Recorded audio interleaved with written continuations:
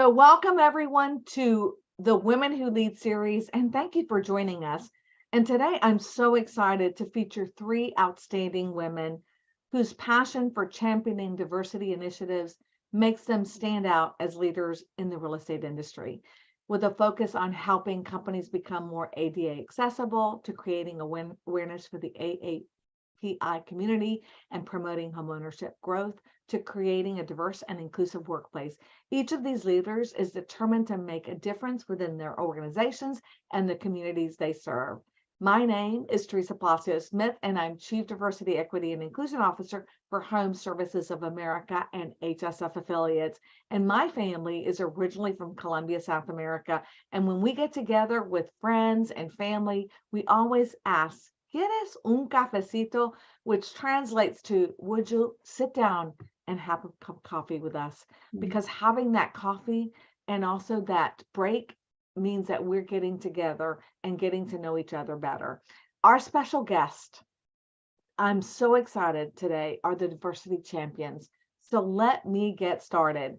And with me today is Dionne Cuello, who's the Senior Vice President for the Diverse Market Segments at Citi. And she focuses on growing multicultural markets, their client base, and also better serving the clients. And they do that through the responsibility of development and of internal and external relationships with strategic markets and the diverse realtor organizations. And that's how we met. Dionne was actually, I think, at ARIA. She oversees marketing initiatives and diverse sales tactics to cultivate relationships with realtors, housing nonprofit organizations, affordable housing developers, and consumers. And I think one of the coolest thing is, I know that you've served on numerous executive board positions for national and local realtor trade organizations, including, again, ARIA, which is how I've got to know you really well. And I'm excited that you're on the show. And she also has a realtor's license for the state of Texas. I didn't know you had your real estate license, Dionne, so that was new to me. So she really understands that dynamic from both a lending and realtor structure. So welcome to the show, Dionne. Thank you. And then also Stacy Durbin. Stacy is the Senior Vice President and General Sales Manager for Semin Realtors, located in the heart of Louisville, Kentucky, with over 100-year history. Stacy has over 20 years of experience in real estate, starting her career as an agent in 2019. And then, no, I think it was a little bit earlier. And then you accepted the position that you currently have. She's oversees the management, operations, marketing, the sales of the region's largest leading real estate brokerage. Stacy has served on the board for Habitat for Humanity of the Metro Louisville for 4 years, and has helped organize and participate in multiple area home builds for the nonprofit. And she also has been a member of the MSI, which is the Metro Search Incorporated board, since 2019, and is slated to be president in 2024. So how exciting that is, Stacy. Welcome to the show. And I know you're very, very excited and also passionate about D&I initiatives within your company. So again, we're excited that you're on the show. Thanks. And then Kathleen Lappe. Kathleen is the founder of CEO Direct Offer, which is an ADA compliant application lead generation tool for the real estate agent and listings that help young adults with limitations like autism be able to navigate agent websites and listings better. Kathleen has founded several startups and is passionate about entrepreneurship. She is a graduate from the University of Memphis and has a degree through the Tennessee Bar as a certified high-powered paralegal. So impressive. And right now she's with us from Paris, or from a small town in France, where she's attending a very impressive conference she's going to tell us a little bit about in a few minutes. But I want to welcome all of you and let you know how excited that I am to have you on the show. And we're going to get started with the first question that I ask everyone, which is, how did you get kind of connected with the real estate industry? And then what does your business and your role entail? And I'm going to start with you, Stacy. Okay, thanks, Teresa. I'm delighted to be here. I started, like a lot of us, in 2004 as a realtor and had an opportunity to do a lot of new construction, which was, booming at the time, and worked with a lot of first-time home buyers, which are still near and dear to my heart. And then after about 4 years of selling real estate, moved into a corporate position and have done a lot of different things for the company over the years, which I've really enjoyed. But ultimately, today I get to support our agents and build relationships, which I love. It is what I think sets us apart in the world of realtors, being able to do that. And I work closely with our operations, our admins team, our marketing team, and we all share a common goal, again, on how to improve our service to the agents to ultimately serve the community we serve. So it's a great opportunity. And I know that you had a marketing degree as well. So I know, and you came from the relocation side Mhm. too, because I think you started and worked in that too. Did. And that is a common factor that I always talk about that a lot of us have that Mhm. are now, that have elevated to different Yeah. roles. And I Yeah. think that's really kind of like a trend I've seen a lot. How Mhm. about you, Dionne? How'd you get into the real estate side of it and the lending side as well? Yeah, no, it's funny that you say that. And by the way, I do have my cafecito aquí. Thank you. Linda, qué linda. Um, but it's funny you say that because I actually, prior to getting into real estate, I worked for a marketing firm as well. So it's kind of, I guess it goes hand in hand with what we're doing. And a lot of what I do is very parallel to what Stacy does as well for City. And so I actually got into the real estate industry being a realtor. So after my second child, I was like, okay, how can I have a job where I can really just create my own hours? And I became a real estate agent. And then as the market was starting to shift, I got recruited by a bank and went into the corporate world and kind of worked through that on the lending side. Obviously, 2009 hit, and it just has been my journey ever since. And I landed in this role through passion. And I know that you have I love that you have your background, which is Japanese, right? Your mother was No, Japanese. Chinese. Chinese. Oh Mm-hmm. gosh. So you have that background as well as the fact that your husband also happens to be Latino. So your Mm-hmm. children are intersectional so that they're beautiful. And you have three. I just thought that was so unique. So you are a very busy person. And real estate really does help kind of manage our careers when we have small kids. I think that's really kind of why a lot of us get into it. How about you, Kathleen? Well, I come from the San Francisco Bay Area, and my parents were with Frank Howard Allen, multi-million-dollar producers. I was never a realtor, but I handled the marketing and technology for the firm that they worked for. And so I naturally grew up in the industry, handling that side of the business. I moved to the Memphis area and got my law degree through the Tennessee Bar to go to court for attorneys. But life hands you some funny little curves. And when my daughter had an allergic reaction and got sick, I had to push my career aside and focus on my autistic daughter. I got back into marketing and technology with real estate, and the real estate community came behind me and supported what I was doing, which allowed me to work from home. And so I started building technology stacks that helped gain lead and business initiatives for realtors. And that's what brought me to where I am today. Is now my daughter, who's in her 20s. I am luckier than most. When you have an autistic daughter, you don't know if they're going to look at you. You don't know if they're going to talk to you. And through tons of physical therapy and education, she's in college getting straight A's and B's now. And I know I'm blessed. And so, she wanted to look at a home, and she wants to buy a home, and she wants 100 dogs, and, she's got goals. And so we went and started looking at listings online. And she went from joy to just pure frustration. And I said, "What is going on?" And she says, "I don't understand what this is." She couldn't understand the content of the listings. And then I realized that there was a need. There was a need for people with limitations, whether it's neurodiversity, hearing, visual, and to have for us to provide to the agents better technology that they can easily adopt, that looks cool, and get some bit more business because people with disabilities want to buy homes.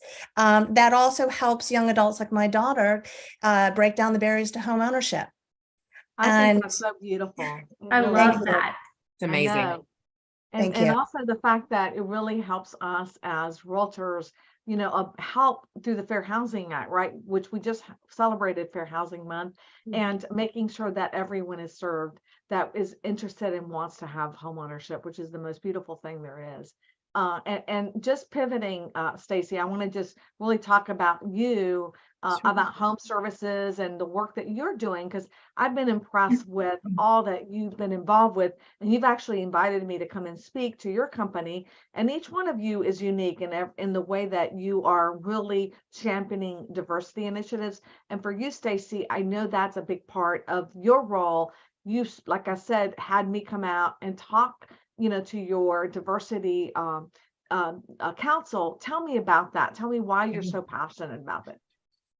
I just am a firm believer that surrounding yourself with different types of people takes you places you never could have even imagined that you wanted to go or be a part of.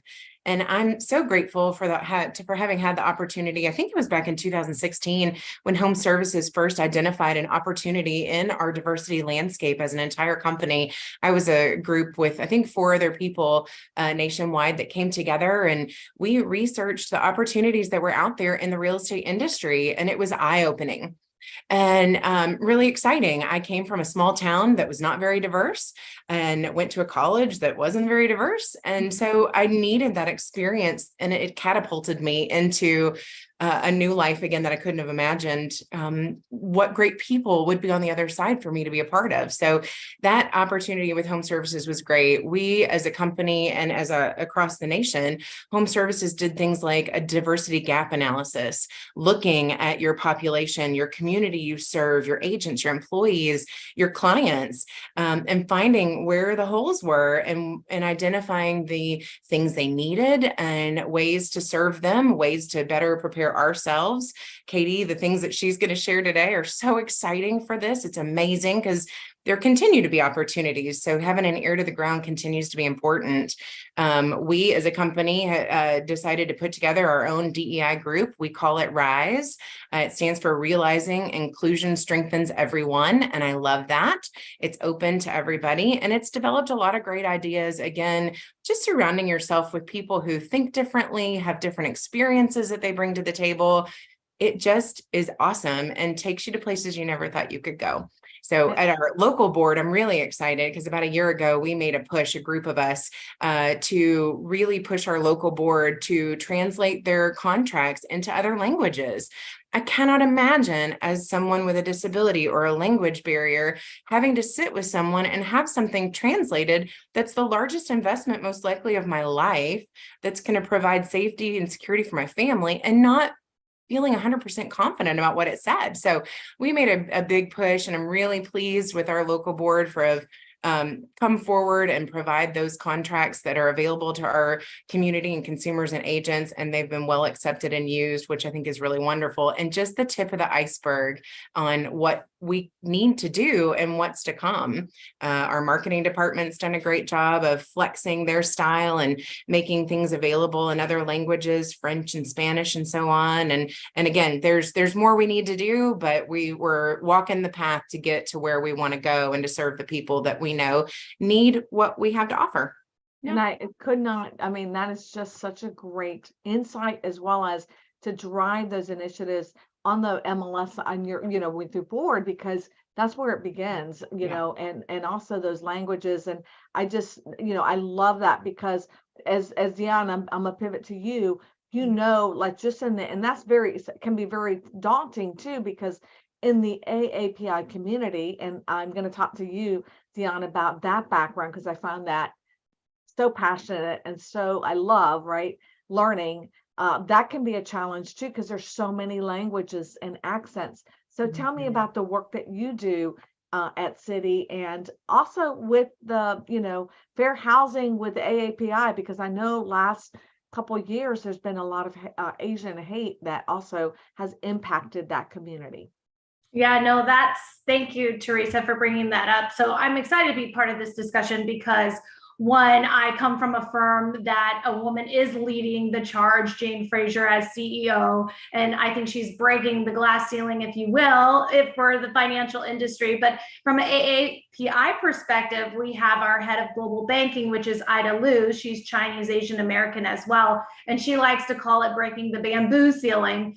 But what I do is critical for a couple of reasons. Right now, as women, as we lead and we continue to, change the narrative and elevate each other. For AAPI, only about 2% of Asians are CEOs of Fortune 500 companies. And so there's still a lot of work that needs to be done to show diversity across the board. And then I would say, secondly, coming from a global firm, we've always been an innovator of economic progress and sustainability, and always wanting to be a part of the dialogue for underserved and underprivileged communities.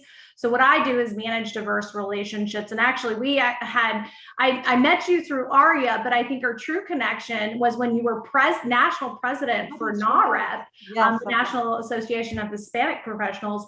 And so working with these diverse realtors, I think, is critical. And that's a lot of the work that we do, because we're able to mobilize in the markets with the realtors who work with the consumers. They understand the nuances. They understand, is there a language barrier? What are the needs for the first-time home buyer?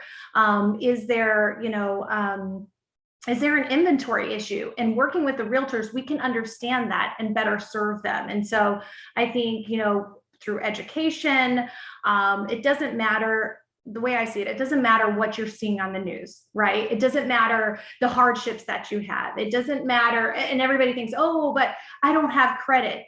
What we instill in strategic markets here at Citi is making sure that you have the opportunity for what we call the American dream. Everybody can have the opportunity to own a home. It's just understanding how to get there. And a lot of that work is through what Stacy is doing and Katie. And it's just great to hear that we're actually starting to move the needle. And so from the AAPI perspective, as you know, my mom is Chinese. And so it's really interesting that I have been a part of, back in 2015, under the leadership of Vicky Silvano, the No Weather campaign. I don't think anybody realized that Asian was not part of the quarterly US Census Bureau. And so we went to DC and we fought to have a box, because there's no way, right, for AAPI, there's that stigma of crazy rich Asians, but there are groups and culture that where, there's undertakings that we have to know about the data to better understand how to serve our community. And I thought that was an incredible, you have no idea, to change the law.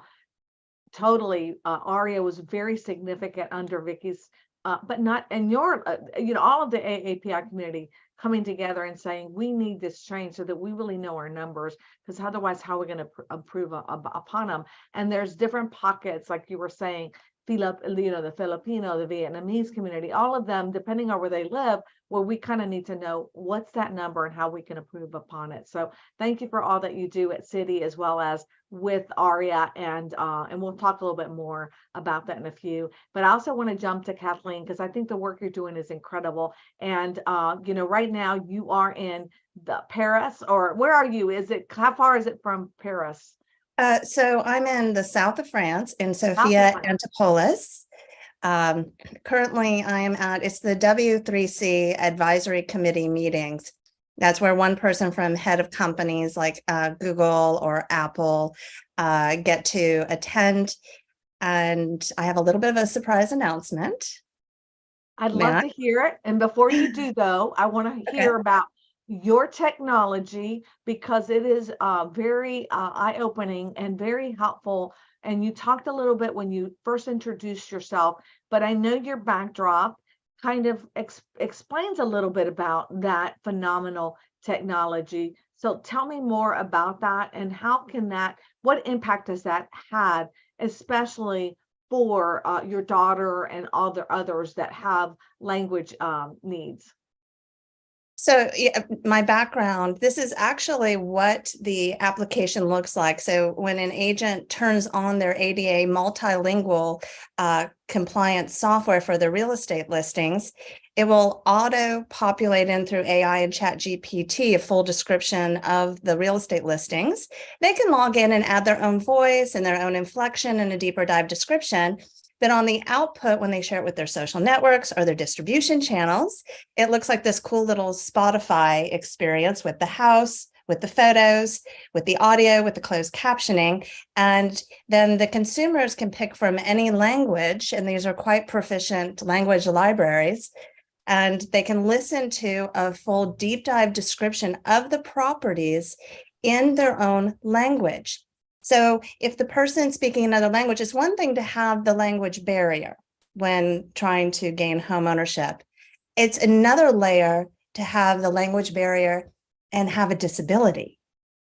And so what this does is we tried to make our technology, and one of the things about the W3C is we try to make technology for people with disabilities be also very cool and fun, whether you're able or disabled. It shouldn't be in a box just for people with disabilities. And as we know, our young buyer set, they love the cool Spotify look. They like to listen in different languages. They love closed captioning. And so it's been received huge by the public. And the response has been great. The agents are loving it. They get a little lead gen with their name and their information. So it satisfies them. The market for people who have disabilities that are buying homes is huge. It is absolutely huge, multilingual as well. So, to be able to, as an agent, tap comfortably into that audience and serve that audience, just doing what I do every day, uploading my listings to MLS and then creating a Do Audio Tours account and then just turning on the automation, you're a hero in the industry because you've now expanded your technology. And it's so true. And we're excited because that is something Home Services has picked up, as well as Berkshire Hathaway Home Services is going to make available to every one of our agents across the country, which is so exciting, so that they can actually adapt it into their own systems and their voices, and really be able to really get a new audience of customers. And I know, again, you said a little bit about a sneak peek about the announcement. Just tell us real quickly what that announcement is. So I have been conversing with the W3C for a long time now, and they have now announced that they are opening up a real estate interest group, and they have made me the chair of that group. So this is being put in place for leaders in the real estate community to collaborate with other W3C members and participants and be active in decisions and implement proper web access ability needs as they become regulatory. So as you know, they make it into law. These are the regulations. And so they want us as a real estate community and the leaders to be actively engaged in the best practices as we make these laws and regulations. So I'm super excited. Me and the gentleman who's in charge of global, we have 42 countries involved right now. And Jay Allen Bird and myself are going to be sending out packages to anyone who's interested, or they can always contact me directly, who would like to be part of this real estate interest group. I think that is unbelievable, Kathy. Congratulations. How exciting, number one, to have a voice at the table, because typically laws are made without anybody coming in and saying, wait a minute, A, B, C has to equal, right? D, because if you don't do all these pieces, it's not going to work. Don't just make A, C, and D though. We forgot the middle part, that's going to make all that happen. So congratulations. It's so important because Berkshire Hathaway, incredible, and your technology team sees things coming that they're going to need to get advice on, and that we can also turn into regulations, which will help move the industry forward, and other great leaders of other industry technology companies. I love it. Thank you so much. Katie. That's Thank really you. exciting. And so I know for the rest, we go into some personal questions now. So for you, Stacy, what has been the biggest personal or professional challenge you've had to overcome? Whether and let me know what that has affected you and what you've learned from it. That's a tough question. I really think that in this society, being a female leader is not for the faint of heart. We juggle a lot, we manage a lot. I know we'll talk about that later, but I'm really grateful. I've had a lot of people along the way to be cheerleaders and supporters, and could never do any of it alone. I think one of the biggest challenges, I guess, is finding a voice. I think as a woman, I learned from my mom, it's important to be a chameleon and flex your style, if you will, to who you're talking to and working with. And sometimes that's hard to do in a leadership role, because sometimes you have to say or do things in a certain way that may not be the way you want to say it. And so finding a way to be flexible and yet maintain an approachable stance and a partnership mentality, it's just a challenge. So I'm going to leave it at communication. I think there's a lot that women have to think about before they speak, that men don't have the same challenges with, or at least that's not my experience. And so, yeah, that can just be a tough thing, but I choose to trust in positive intentions in everything that I do, and hope that the people I surround myself with think the same thing. So I think that's amazing. I love the chameleon, because we Yeah. have to kind of disguise ourselves or Yeah. become, depending on who we're talking to and Yeah. how we're approaching them, whether it's a realtor, employee, Yeah. trade organization that we're Yeah. working with. So I think that's really very insightful. Thank Dionne, how about you? Yeah, I would say, when you asked about, I would say personally, one of the biggest challenges that I had to overcome was explaining to my daughters at this day and age that racism is real, because you had mentioned the impact of COVID and how it affected the hate crimes that were happening. And before even the masks were mandated, I was in the grocery store and a woman was standing there, and I'm kind of walking around, and in short, she just goes, "I can't believe all the hand sanitizer's gone. This wouldn't be an issue if the Chinese weren't so dirty." And so in hindsight, you say, "Oh my gosh, I could have said this, I should have done this." But I think the part where I overcame was really my response and how I responded to her. I said, "My mom's Chinese and she's one of the cleanest people I know," and just went my way, but also explaining to my children about the dynamic and the history of what my mom has had to go through in order for them not to repeat it, and for them to lead and pave the way for themselves as girls, and for the future.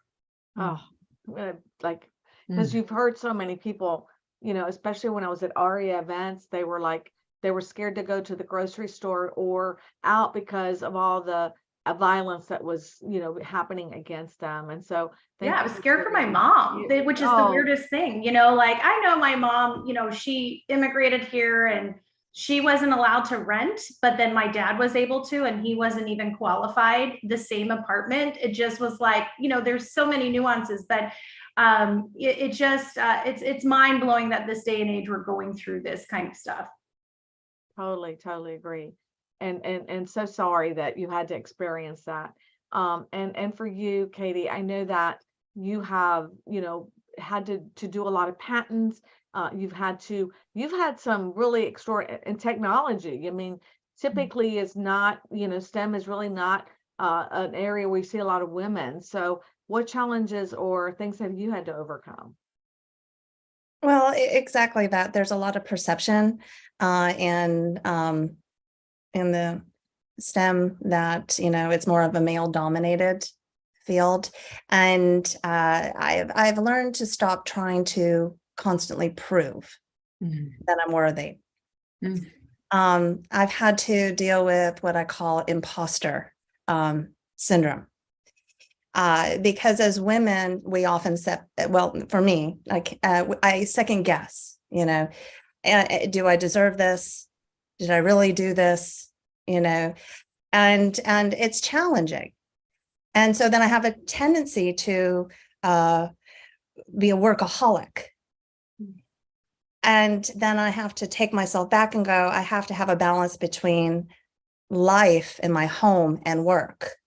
Because when you don't have the balance between your home and your work and your life, it actually affects your work. It affects the good that we're all doing to try to improve the world. Wow.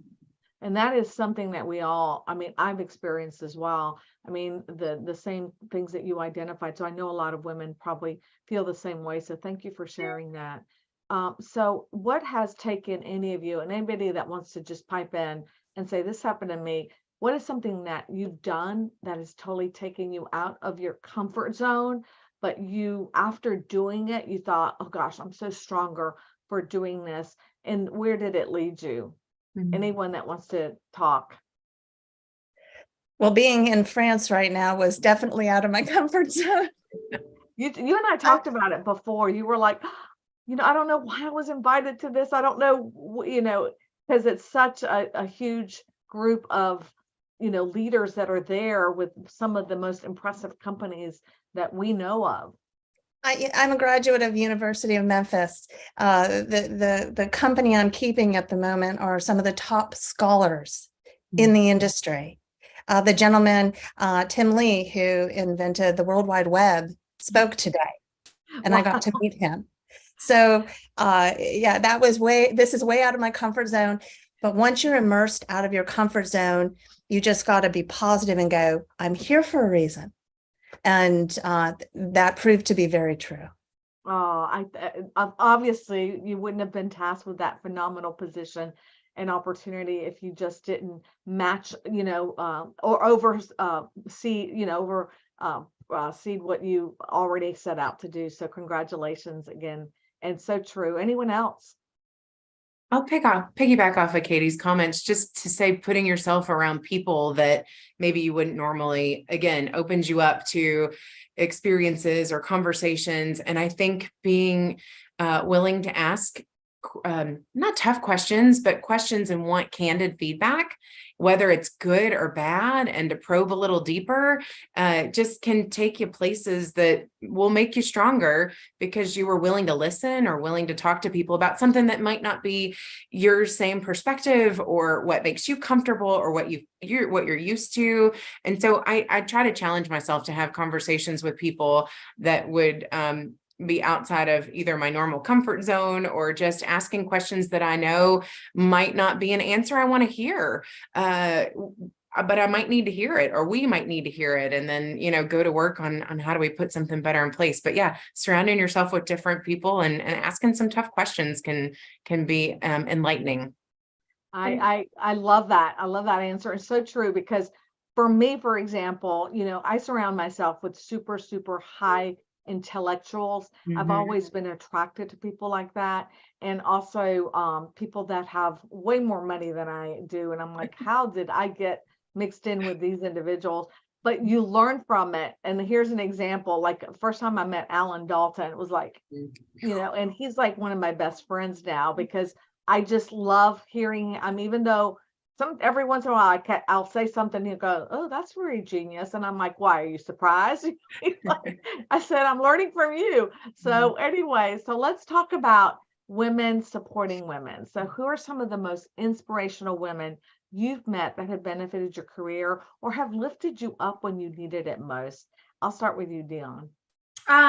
So I know this might sound cliche, but honestly, the most inspirational woman, and I still say to this day, I want to, as I get older, I want to be her, is my mom.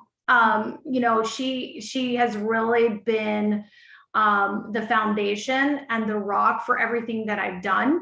And she always said to me when I was younger and even into adulthood, if there's a will, there's a way. And that has always been her motto. So like, if you come across a struggle or a challenge, or you, as Katie, you start to doubt yourself, you have to know your value. You have to know what you bring to the table. You have to know that there's always a solution. You might have to think outside of the box. It might not be norm, but there's always a solution, and to try to work towards that.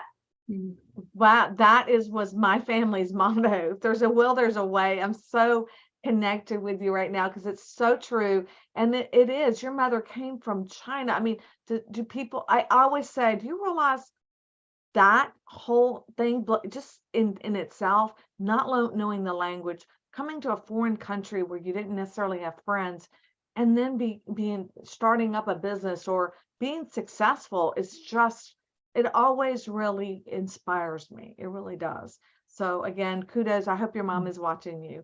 How about you, Stacy? Okay, I'm going to copy Dionne, but my mom's on my list. She is the ultimate relationship builder, and she does it the most organic and fairy godmother-ish way because she's just so kind-hearted.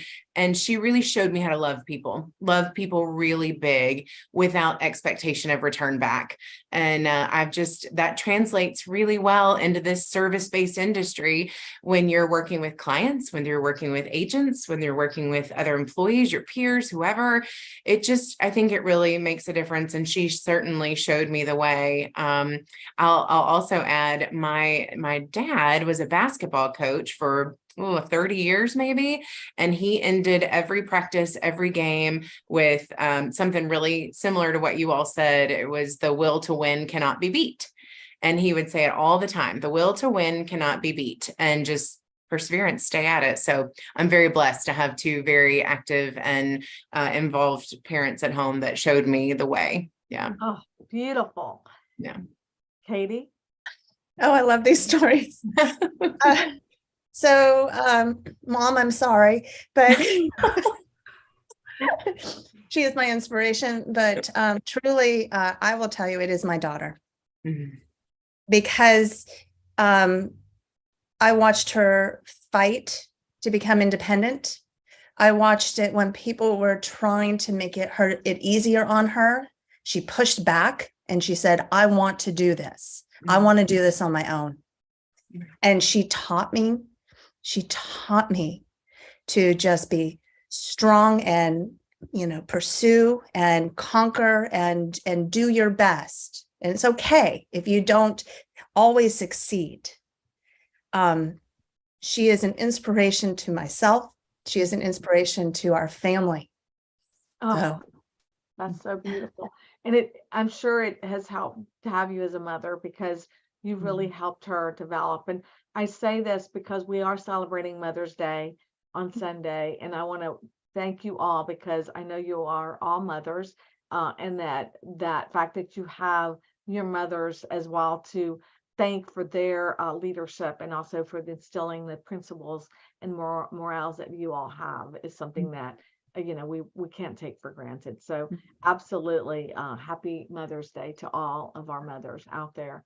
And that goes into the next question, because I know many of our realtors, many of our viewers struggle. We have a lot of young viewers with the balancing of small children. And I know real estate really kind of offers that opportunity, but it can also be very daunting because real estate agents work 24/7, so how have y'all been able, to manage and be able to lead in your roles with small children? And I'll jump at you, Dionne, because you do have children that are small still in the house, and we talk about it all the time, maneuvering and getting them to and from locations. And you were at a game, I think, last night when I reached out to you. Yes. No, I think the key word is balance. I think that's critical. One, you have to, look at the position you're in now and prioritize your time in a way that it's going to provide you balance.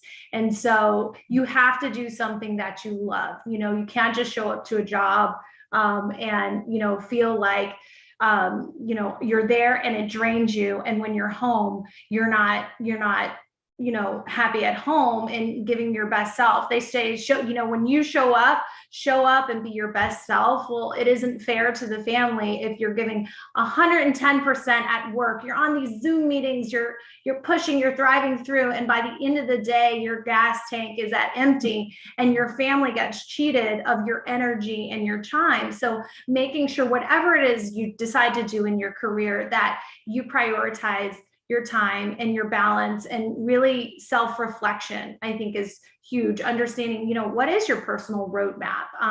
I do have, 2 kids that are, one is going into high school, but so 2 in high school and 1 in elementary. And you could call my husband the 4th child, if you will, but it's important, that you make yourself available so that, you push forward and you're able to have the family and that you want. Because I think in essence, it's not a job, but it's also something that you've committed to.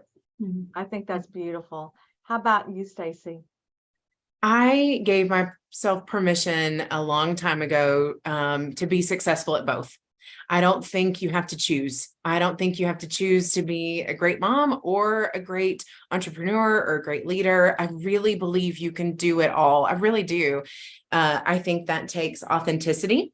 I think sometimes it takes admitting that you can't do it all today.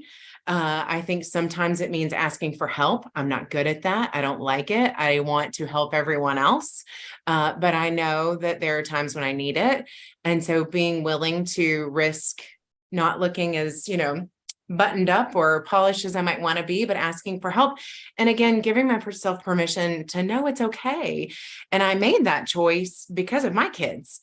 And I didn't want them to grow up thinking that it had to be perfect all the time. And so we spend a lot of time apologizing to each other, having candid conversations, talking about real things. And they're 11 and 13, Bo and Abby. And I want them to know that they can have it all. They can do it all, but they have to choose the people they surround themselves with. I'm really grateful to have a wonderful partner. My husband, Brian, could not do the things I do without him.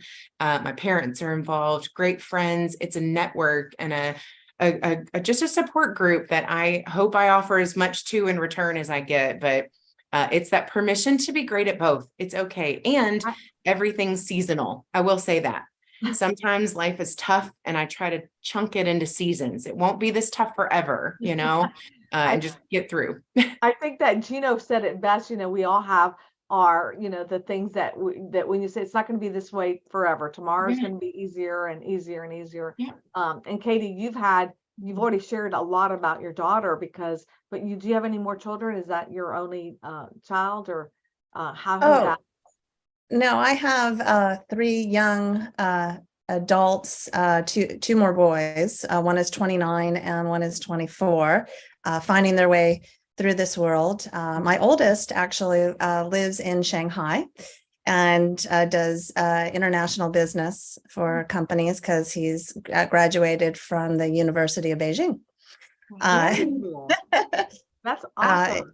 Yes. You know what I love, Teresa, is the one good thing the pandemic brought was we all these Zoom meetings. And these people that we just looked at as in suits and very professional, all of a sudden their kids and their dogs and everyone is behind them. And we got to know each other on a personal level.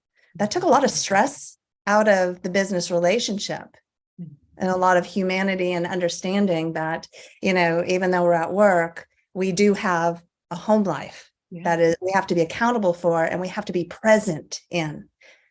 So I think that you're 100% correct, because Zoom and COVID actually allowed us to see ourselves in our own homes, for people to see, this is my home. I have a dog, he's barking right now. These are my real true lives. And I think it became gave us more humanity, because we are able to now connect inside the house where we live, or our space. And be able to not have to take that time away from family that we would normally have driving to a location. So I think that's why you see the younger generation today saying, I want to be remote because this is such a great way of life. So I think that's why a lot of companies have said, okay, we got to change our policies so that we can really give that work-life balance back to people. So I couldn't agree with you more. So as we look back, with a sentence, if y'all can tell us, what advice have you gotten, or would you give your younger self, or you would give others about career paths and leadership, that you think was very helpful to you? And I'll start with you, Katie. Oh, you never make mistakes. Everything you do is you learn how to correct and maneuver, and time takes care of everything. Work hard, do what you're passionate about. My father always said to me, if you're passionate about flipping hamburgers at McDonald's, do that, because your life will be successful. Success is not about making a ton of money. Success is about personal happiness and personal wealth. I think that's so nice, because I have seen some of the happiest people, working in as janitors, or working, because they love what they do and they're really good at it. And I don't know, I'm at Hartsfield-Jackson International Airport, and the people that work in that clean the stalls there, they're always so happy, and I always tip them and hit the little that little fun face as you walk out, saying this bathroom was so clean and the person there was so helpful, because they were obviously passionate, no matter what it was, right? Whatever their job was, they were passionate with it. How Yes. about you, Stacy? I would really say do the simple things consistently, whatever it is. Because I think consistency is a really big key to anything, whether you want to lose weight, be successful, run a marathon, date somebody, be there, be consistent. And I think it makes a big difference, and that you don't have to be in 100% all the time. But if you do the simple things consistently, you're going to get the same result. I really believe that. Oh, I could not agree with you more. Dionne, how about you? Yeah, along the lines of what Katie said, I wouldn't change anything, quite honestly, because I wouldn't be where I am today if I didn't go through the challenges and the path that I went through. But pretty much what Stacy said earlier, if any advice, be your true, authentic self. I think, that sign of, what you're bringing to the table, and vulnerability is important. And I would say, if there was any advice, it's never too late. Right? If somebody's like, oh, I don't know if I should or not, don't doubt yourself. It's never too late. You look at Vera Wang as an example. She didn't start till she was 40 years old and become a world-renowned, clothing designer. So do what you want to do in order to be happy. And I think that's important. Oh, I think so too. And one of the things that I want to ask all of you, because our audiences really love books, they love taking courses.